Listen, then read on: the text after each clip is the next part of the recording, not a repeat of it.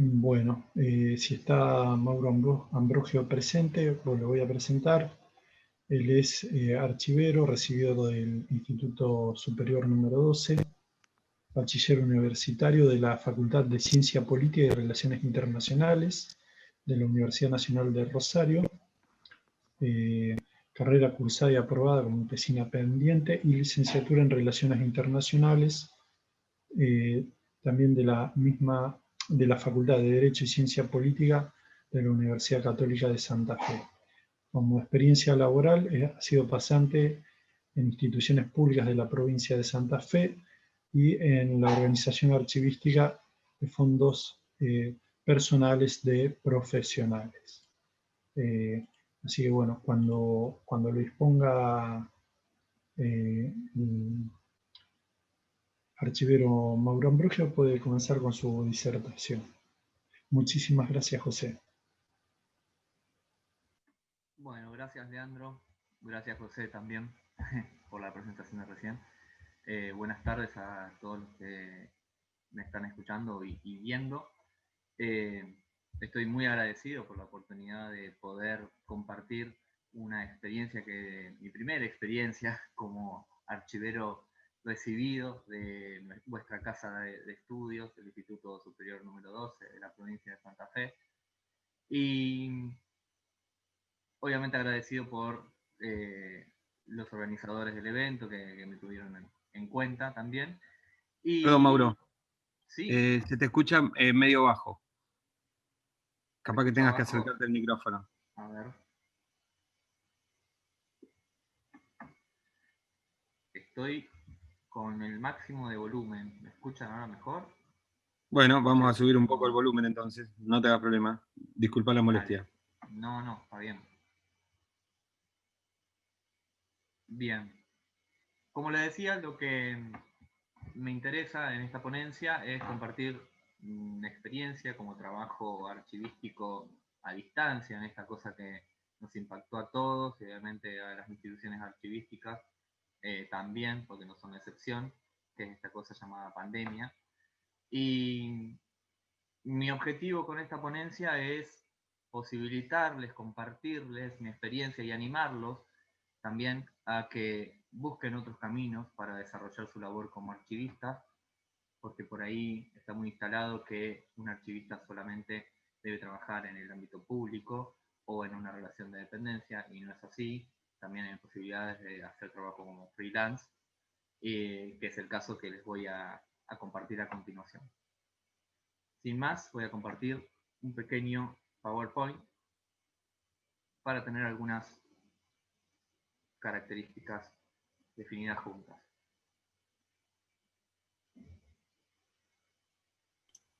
Bien. Ahí se ve perfecto, Mauro. Muy bien.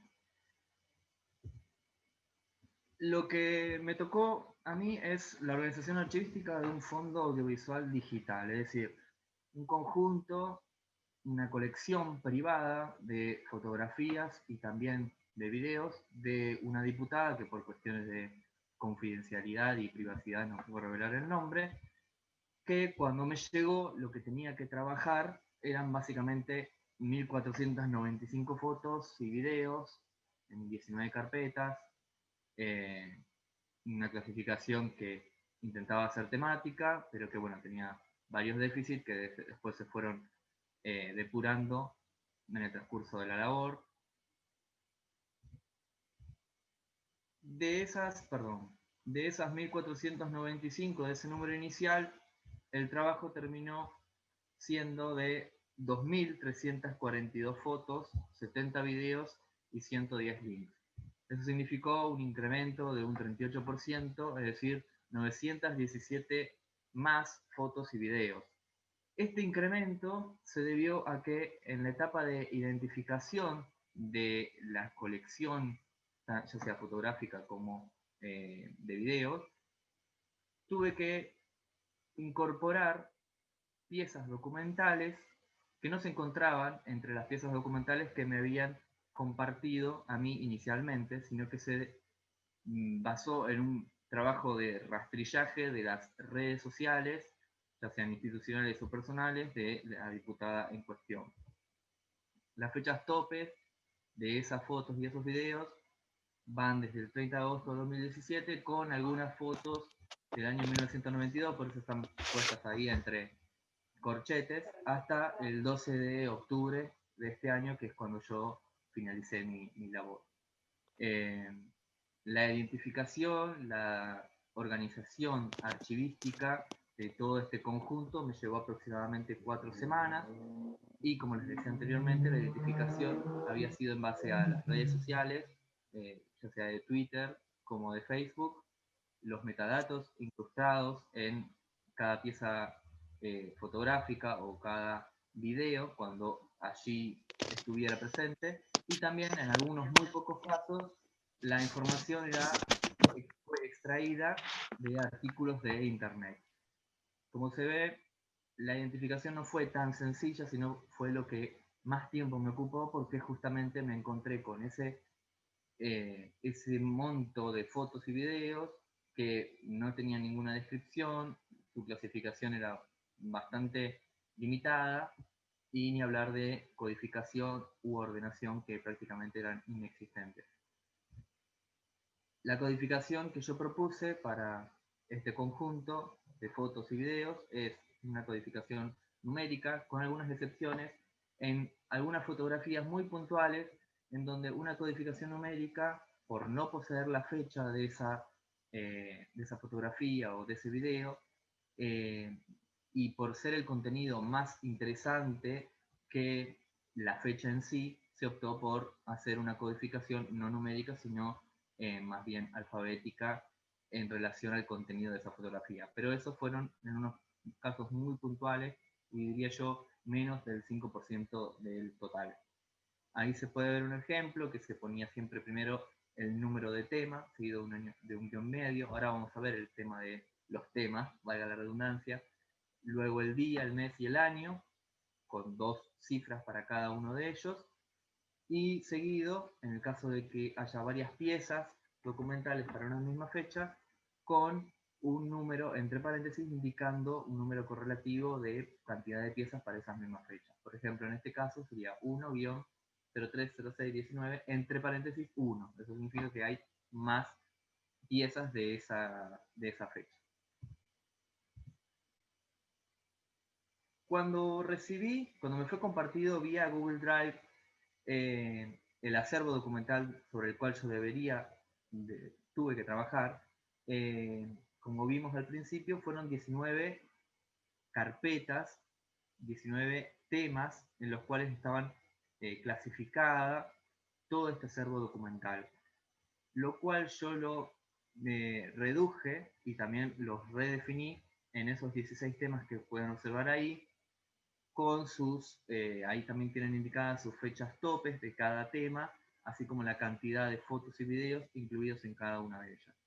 Si son puntillosos, como sé que son como buenos archiveros, van a observar que el último tema, el número 16, dice sin clasificar por falta de datos. Son 26 fotos que no pude encontrar ninguna descripción, ninguna información que me permitiera poder clasificarlas y codificarlas correctamente. Como verán, son 26 fotos, es un porcentaje mínimo en relación al total que estuve trabajando en este tiempo.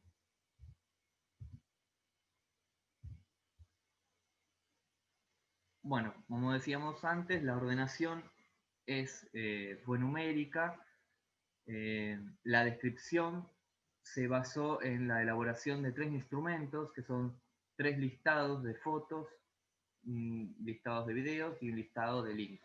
Para las fotos y videos se eligió una descripción analítica, esto es, pieza por pieza, qué fecha, su codificación primero, qué fecha, qué personas aparecían allí, en qué lugar se tomó la foto o se grabó el video, a qué obviamente tema pertenecía, y cualquier otro dato de interés para el hallazgo, un hallazgo rápido de la foto o el video en cuestión.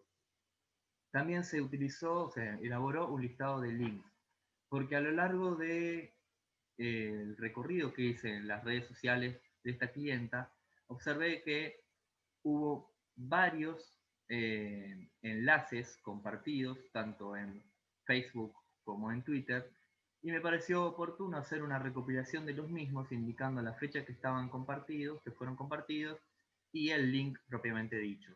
Por lo general se trataban de links que tenían que ver con las noticias y las funciones llevadas adelante por esta funcionalidad. Una última, me atrevo a hacer una última recomendación, una única recomendación desde mi experiencia, antes de pasar a un balance por ahí un poco más general, es que aquellas personas, aquellos archivistas que deciden lanzarse a trabajar por su propia cuenta sin estar en una relación de dependencia, ya sea en el ámbito público o privado, es muy importante que además del trabajo propiamente dicho, ya sea de descripción o de clasificación o lo que puntualmente el cliente se lo requiera, es muy importante hacer notar el trabajo de uno y de paso darle publicidad a la carrera de archivística. Porque de esa manera se están logrando dos cosas. Por un lado, dar cuenta de lo que hace un archivero o una archivera, ayudando a la difusión social de la archivística, y por el otro también sirve mucho más concretamente como una forma de marketing propia para el día de mañana ya servir como antecedente o carta de presentación para futuros trabajos. Me pareció que por ahí muchos archiveros pierden de vista la inclusión de un breve informe, unas carillas que expliquen someramente lo que se realizó, las explicaciones pertinentes en tanto a codificación o en tanto a la descripción, que son cosas que no solamente sirven al cliente en sí al momento de hacer uso de lo que se describió, lo que se ordenó y lo que se clasificó, sino que también sirve para dar cuenta justamente de lo que hace verdaderamente un archivista y de lo valioso que es, a fin de cuentas, un trabajo archivístico. Ahora voy a salir de aquí.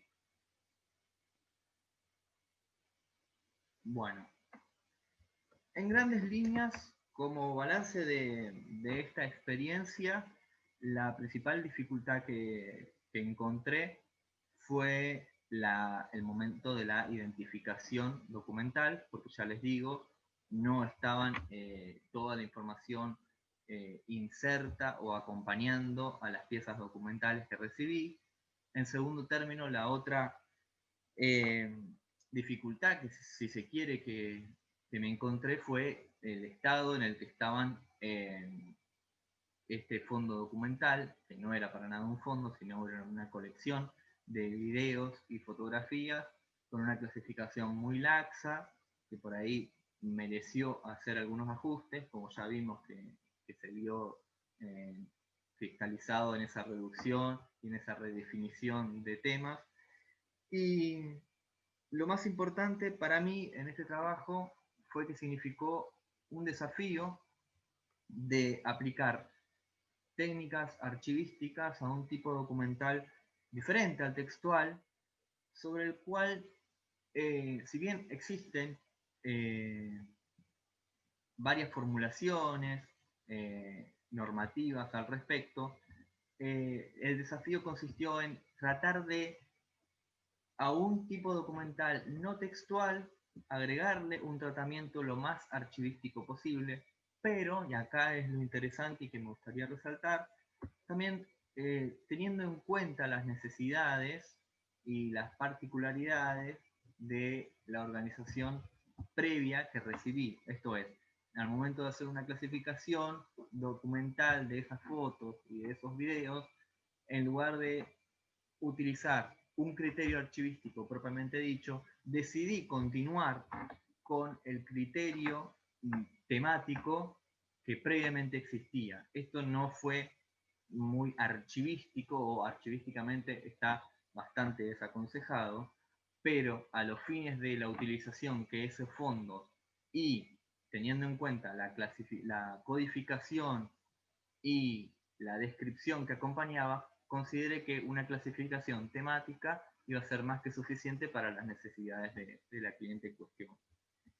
Al ser la clienta una política que cumplió funciones también como ministra, creo que el trabajo archivístico hizo las veces de la famosa accountability, este control por parte de los ciudadanos hacia los representantes, y desde ese punto es que yo considero que esta primera experiencia como archivero resulta llamativa, por un lado, y por el otro lado, súper productiva, porque nos deja entrever la capacidad o el aporte que como archiveros o archiveras podemos hacerle a la política y en definitiva al fortalecimiento de la democracia, porque a través de un fondo de fotos y videos de esa funcionaria, bien descrito, bien ordenado, se puede dar cuenta de las actividades que como funcionaria esa persona realizó.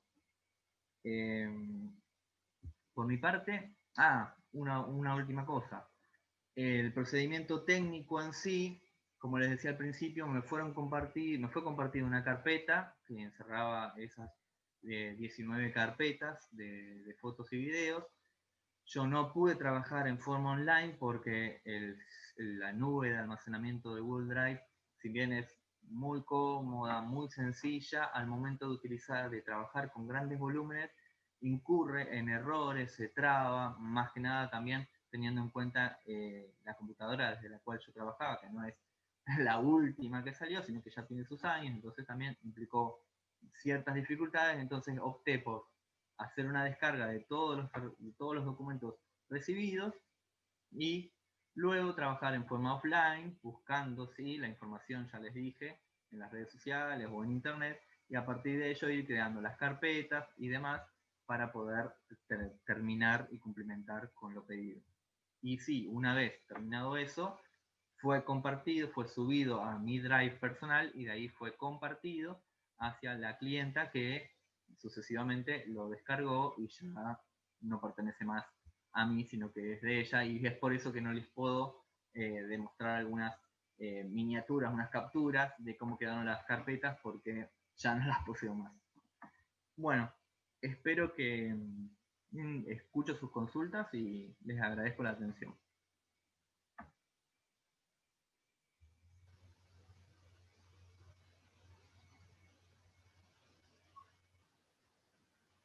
Bueno, muchísimas gracias, Mauro. No sé si los presentes tienen alguna consulta, alguna pregunta para hacerle, lo quieren aprovechar al archivero.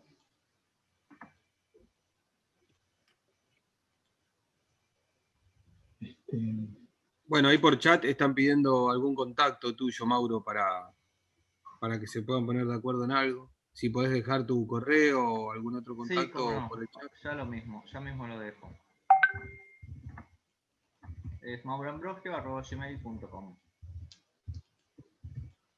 Ahora lo mando por el chat. Ahí están haciendo una consulta que dicen si pudiste identificar la fuente, si eran fotos de la web o de fotógrafos locales. No, por lo general eran todas fotografías propias de la diputada. Y también una de las carpetas incluía flyers y spots, que eso sí, la producción de las mismas ya no es particular, sino que viene de diseñador gráfico, una diseñadora gráfica que desde el gobierno puntualmente fueron utilizando para la realización de esos flyers.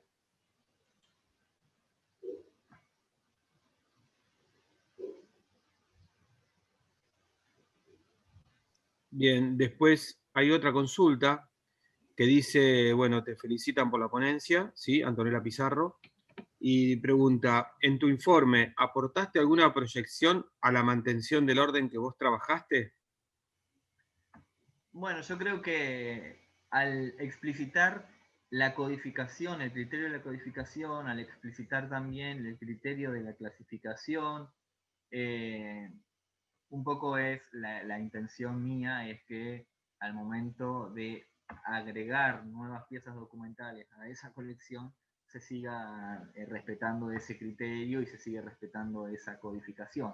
Al ser digital, es como mucho más no podés hacer, solamente podés expresar claramente la organización archivística seguida, con los criterios y los principios respetados, y después depende del usuario o la usuaria.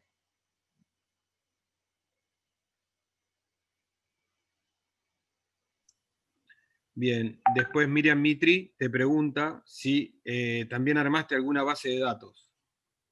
No, no armé una base de datos, pero todos esos listados que mencionaba los volqué en una planilla de cálculo, lo cual es el insumo básico para cualquier base de datos en el día de mañana si se quiere utilizar.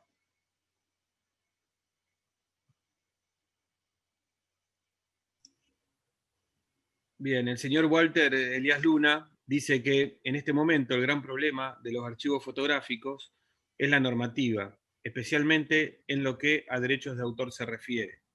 Sin embargo, el trabajo de archivos fotográficos es apasionante. Sí, totalmente. Hay como una laguna legislativa al respecto, porque por ahí hay normativas que dicen una cosa, otras que son un poco más laxas y entonces dejan pasar otros datos. Por lo tanto, juega mucho la creatividad y la iniciativa propia del archivero al momento de enfrentarse a una colección fotográfica. Este trabajo me surgió a mí justamente por estar realizando un trabajo para el instituto, para una cátedra del instituto en el Museo Histórico Provincial de allá de la ciudad de Santa Fe, que justamente tenía que ver con fotografías históricas que guardan en ese acervo. Y al momento de la descripción, porque también era muy similar lo que me tocó hacer en su momento, al momento de la descripción tuve que recurrir a lo que se necesitaba, observando sí la normativa que por ahí podría ser aplicada, pero es más una cosa sui generis que va surgiendo en base a las necesidades de la institución o de la clienta. Es por eso que es tan rico, pero a la vez tan poco uniforme el mundo de la descripción archivística en tanto a la fotografía.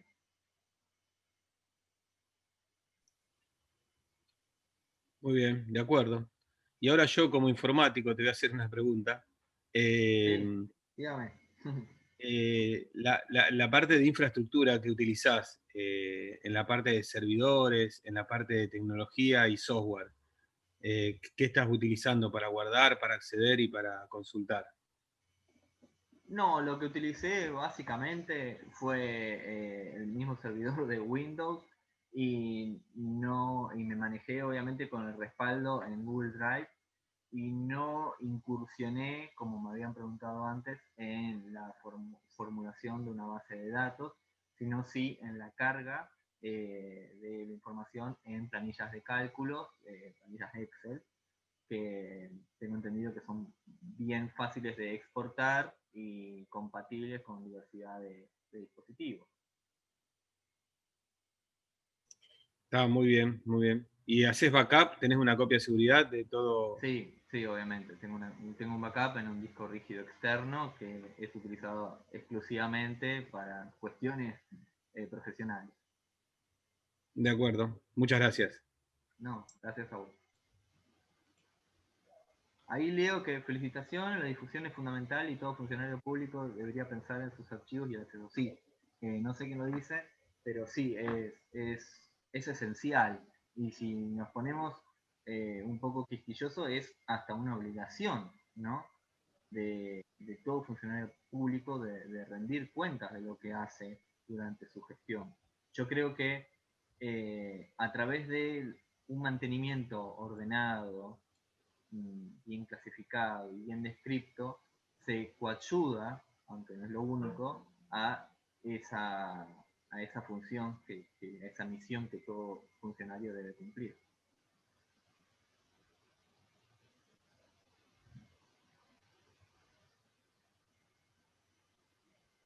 Desde mi profesión, ¿cuál fue el mayor desafío? Encontrar trabajo.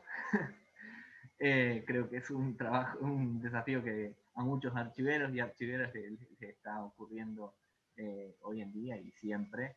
Y también el encontrar trabajo tiene que ver o va de la mano con el perfilamiento y la visibilidad que en nuestra profesión todavía tiene que alcanzar en nuestra sociedad.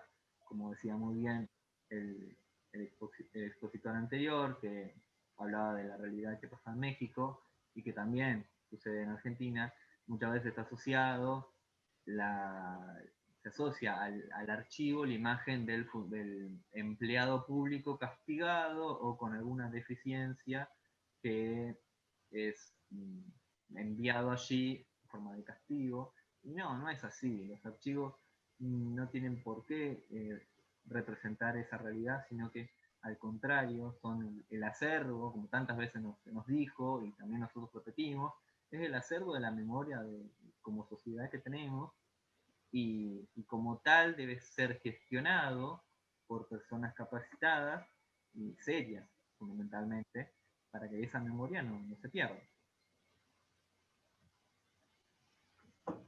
Buscar archivos para hacer las prácticas profesionalizantes, sí, es todo un tema, y lo viví en su momento y espero que en el futuro, creo que ya en el presente ya se modificaron algunas cuestiones, pero creo que en el futuro, espero que en el futuro sea mucho más fácil para realizar las prácticas profesionalizantes, porque es, y aprovecho ahora a decirlo, es un gran problema que tienen los estudiantes de archivística en el último año, y es algo que totalmente les excede a ellos y también les excede hasta en cierto punto a la institución educativa, porque dependen de la aceptación o no de distintas instituciones para recibir a estudiantes, para realizar esas prácticas.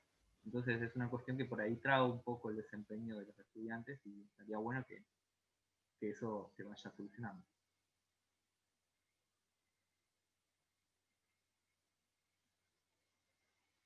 Sí, tiene que ver al marketing, el marketing personal, vamos a llamarlo así, marketing personal. Tenemos que vendernos. Nadie nos va a vender si no somos nosotros mismos. Es así. Nadie va a respetar la profesión si no la respetamos nosotros mismos y las hacemos valer como tal. Parece una verdad que se cae de maduro, pero no hay otra. Creo que no contesté todo, no sé si hay algo más.